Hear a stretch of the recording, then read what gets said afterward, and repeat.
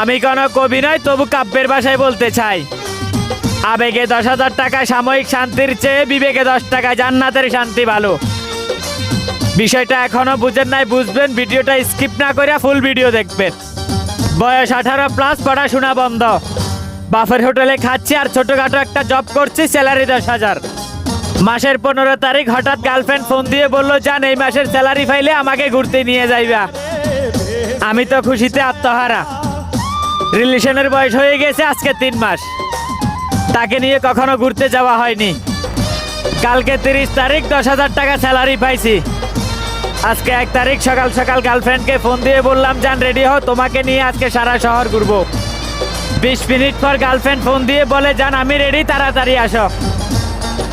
সকালে শুরুতেই 1,000 টাকা বাইকের তেল, 90 টাকা ফুচকার বিল। বাইকের পিছে গার্লফ্রেন্ডকে নিয়ে ঘুরতেছি, বেলা তখন 2টা। তার নাকি প্রচুর ক্ষুধা পাইছে, বড্ড ক্লান্ত সে। কোনো এক রেস্টুরেন্টে উঠলাম, দুপুরে লাঞ্চ করলাম, বিল 1,000। চলতে চলতে চলে গেলাম শহরের কোনো এক শপিং মহলে। গার্লফ্রেন্ডকে একটা 3 পিস গিফট করলাম, বিল 5,000। তার সুবাদে কিনে দিলাম আরো আলট্রা সোনু ক্রিম পাউডার, আরো 2,000। গার্লফ্রেন্ড তো আমার মহা খুশি, তার হাসি মুখটা দেখে আমার কাছে খুব আনন্দ লাগতেছে। শপিং শেষ করে আরো ঘন্টা দিয়ে ঘোরাফেরা করলাম আর কোনো এক পার্কে গিয়ে বসলাম। মনের আনন্দে দুজনে হাতে হাত রেখে ফেসবুকে রিলস দেখতেছিলাম। হঠাৎ গার্লফ্রেন্ড বলে উঠলো, যান আমার ফোনে এমবি শেষ, আমার এমবি রিচার্জ করতে হবে। প্রশ্ন করলাম, এমবি কত টাকা লাগবে?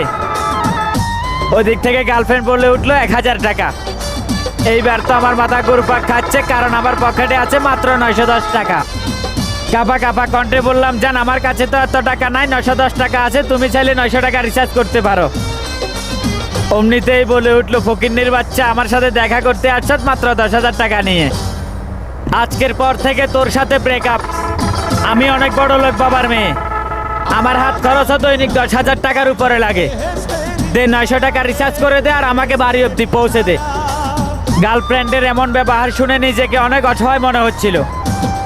তার ফোনে 900 টাকা রিচার্জ করে দিয়ে তাকে বাড়ি পর্যন্ত পৌঁছে দিলাম। আর আমি মাথা ভর্তি ডিপ্রেশন নিয়ে বাইকের ফুল স্পিড দিয়ে বাড়ির উদ্দেশ্যে রওনা দিলাম। কিছু দূর গিয়ে নিজেকে নিজে প্রশ্ন করলাম, 10,000 টাকা স্যালারি পেয়ে 9,990 টাকা ফালতু আবেগে গার্লফ্রেন্ডের পিছনে উড়াইলাম। তাও ওইখান থেকে অপমানিত হয়ে ফিরলাম। যেই 10 টাকা আছে এই 10 টাকা রেখে বা কি করবো? বিবেক খাটিয়ে মায়ের জন্য 10 টাকার পান সুপারি নিয়ে যাই।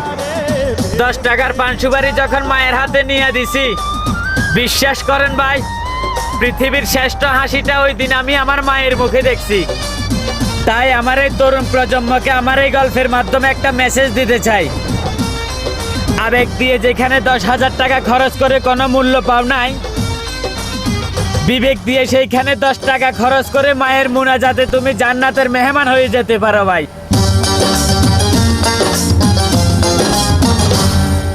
আম্মা জানের আঁচল